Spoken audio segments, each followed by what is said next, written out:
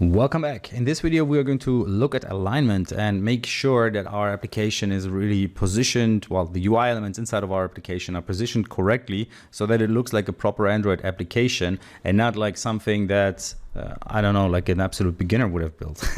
So we're going to set all of that up, customizing and aligning our application and customizing the alignment of our elements.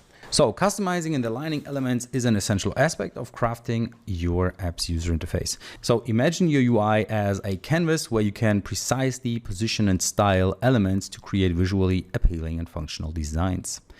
So customization inside of Android Studio empowers you to tweak the appearance of UI elements, so you can adjust, for example, the color, the text styles, and the shapes to match your app's theme. Every composed element has a parameter called modifier, and we saw that modifier before where, well, we had to pass it and we had to use it, but we haven't used it ourselves in that regard yet. So that can be used to add additional properties. Through modifiers, you can control properties like the padding, the size, and the positioning of your UI elements. So let's look at alignment. We also have this thing called alignment that dictates the placement of elements within their parent containers. So what are parent containers? If we look at our application, so our button is inside of the box. So the box is the parent of the button. So the row is the parent of this box, and the column is the parent of this row. Okay, so these are the parent containers, so to speak. Compose offers a variety of alignment arrangements options depending on what side of the screen is the default layout. So like vertical alignment, an element to the start, center, or end of a container. So either to the left side, to the center, or to the right side of your screen. And it could be also to the top and to the bottom or to the center. So you have control over that. And that is something we can directly modify inside of our column here. So a lot of talking without any coding. So let's go ahead and do some coding. So there's this property called modifier inside of our column, and actually not inside of the curly brackets, but inside of rounded brackets preceding the curly brackets. So here we can now modify how our column should look like by using the modifier. Now we can use this modifier to do things like fill max size, and we have seen that before. Can you recall? We used it up here. So the surface basically takes the entire space, and that is what our column now should do as well. We say fill max size. Okay, now let's go ahead and actually rerun this, because this is nice and all, but it just really is difficult to see it sometimes in this UI element. So we see it looks a little bit different maybe, but what's really happening is this property makes both sides of the element fill up every available space on the screen.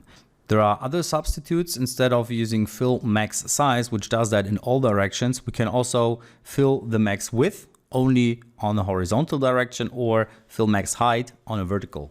So you have control over these individually. So in turn, we will add both alignment and arrangement. So we have this thing called vertical arrangement. So let me actually add that underneath here, vertical arrangement. And then you can use arrangement, and you can say how you want your column to be arranged. So should it go to the center? Should it go to the bottom? Should it go to whatever you prefer? I'm going to say go to the center. So now if we look at our preview here, let me fit to screen, you can see that our entire unit converter column is now here directly in the center arranged. Okay. Now the next thing that I can set up is the alignment. So there is this other thing called horizontal alignment, which allows me to align the element horizontally. And I'm going to use alignment.center horizontally. So this is the default that is offered to me, and this is also what is used most.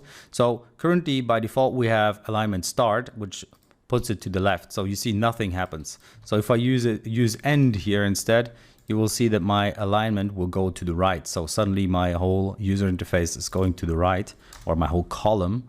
So now the other was center vertically, or what is it? Center horizontally. So that was the default that was offered to me, and I'm going to use that. So I want to center it horizontally so that my user interface is in the center of the screen. And this looks a lot more like a normal application would, and also a lot more like something we want to achieve in the end.